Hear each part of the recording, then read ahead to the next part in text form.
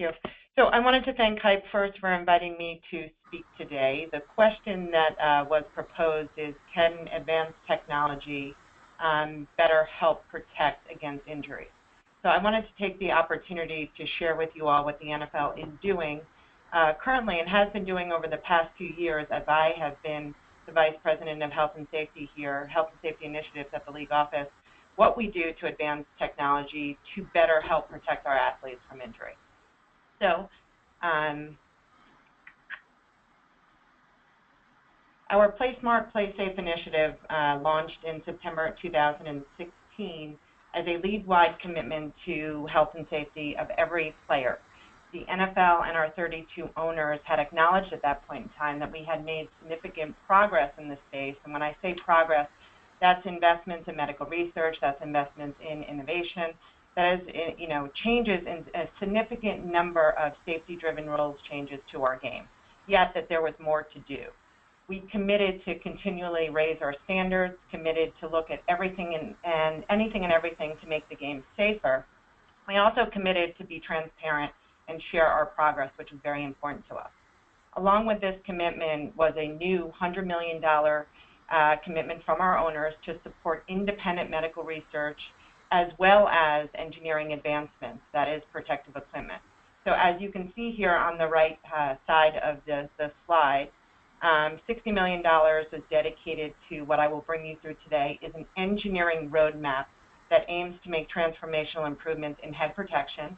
And the other $40 million is dedicated to fund independent medical and neuroscience research.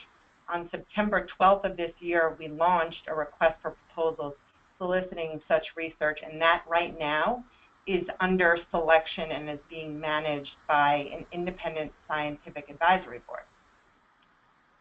So our engineering roadmap.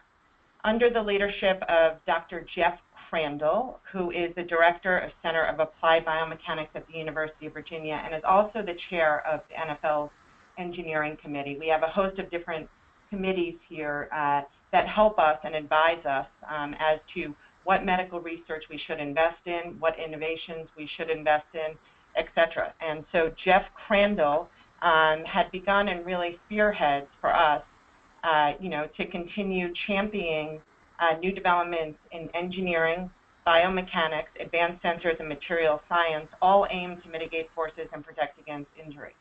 This is a very comprehensive plan to create incentives for sporting goods companies, manufacturers, and entrepreneurs, as well as universities, to develop improved helmets and/or protective equipment.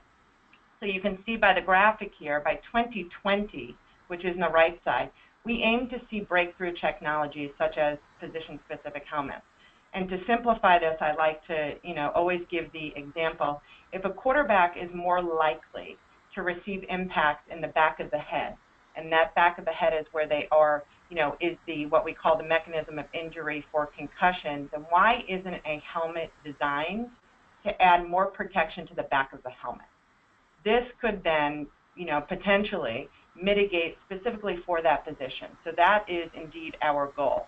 This is a very regimented approach led by engineers for which we hope to gain significant improvements that will be infused with data and based on good science.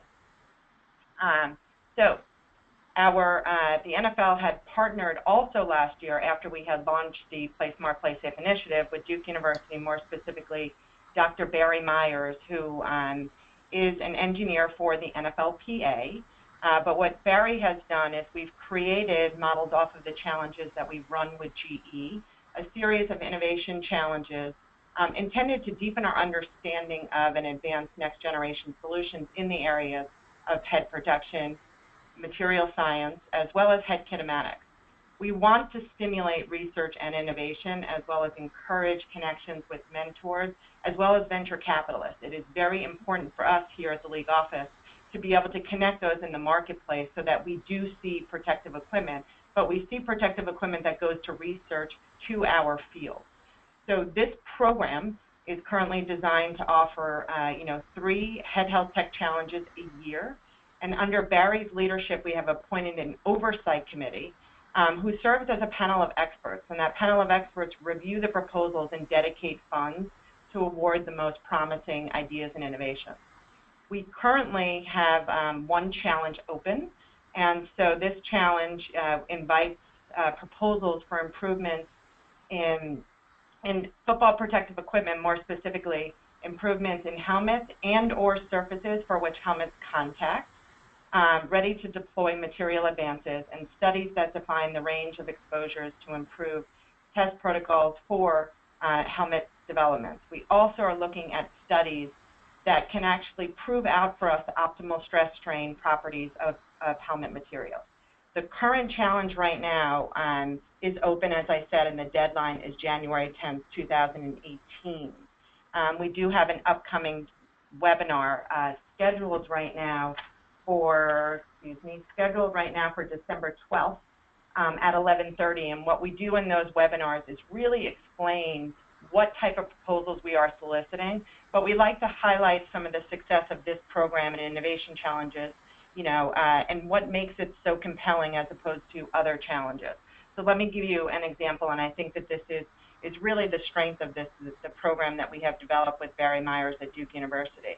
But every single proposal that we have gotten in, and this is hundreds of proposals with 4 challenges that we've currently run, but every single proposal receives valuable feedback for every company that has submitted. And why we do that is we want to be able to provide constructive feedback.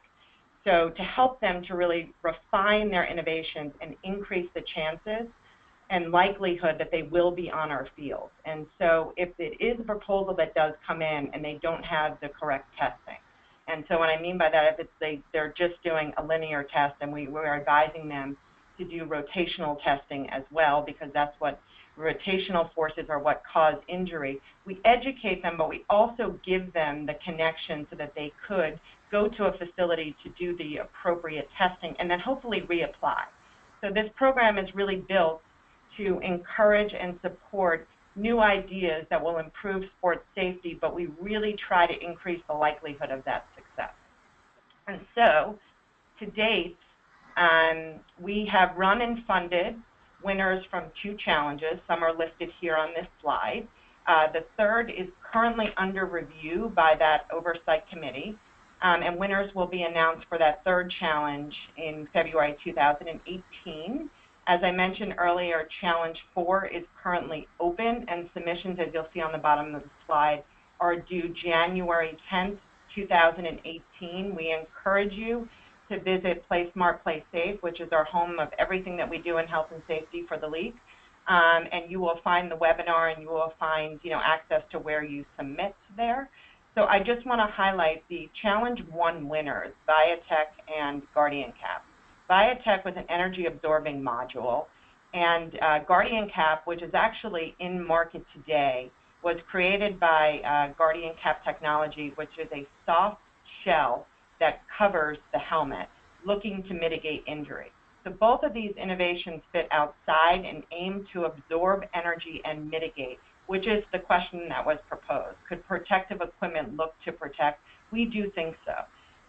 Both of these innovations are going through a battery of laboratory testing and looking to prove efficacy. And hopefully they'll have the utility to be distributed, manufactured, and then distributed to all levels of our game. But that's and then Challenge 2, those winners will go through on our webinar, so I do encourage you to join these new innovations that are going through their first phase of development and testing within this program as well. But we will go into a deeper dive in our webinar again on December 12th at 11:30 if you would like to join us. And then last but not least, I think that this is what is very important to us here at the league. But we aim to help our players and athletes at all levels to make very informed decisions about the products that they wear. We hope that those products, yes, will prevent against injury, protect them, but prevent and mitigate injury as well. In the spring of every year, the NFL, in collaboration with the NFLPA, through our respective biomechanical experts, coordinate the latest round of laboratory testing on helmets, every helmet that is worn on our field, for that upcoming season. The goal, as in all years, is to determine which helmets best reduce head impact severity under conditions simulating potential concussion-causing impacts sustained by players that we see right now in our field. We are very excited this past year to see that 50% of the top-performing helmets within that testing were new designs. And so what we do and the importance of the testing that we do is this poster that you see on the right-hand side is hung in every single locker room. Rod, please tell me it is in your locker room. You can confirm. But it is hung in every single locker room, and the aim here is so that we can educate our players of the testing that the NFL is doing with the NFLPA, because it is extensive. Which one of these helmets looks to or better improves your safety by mitigating that injury?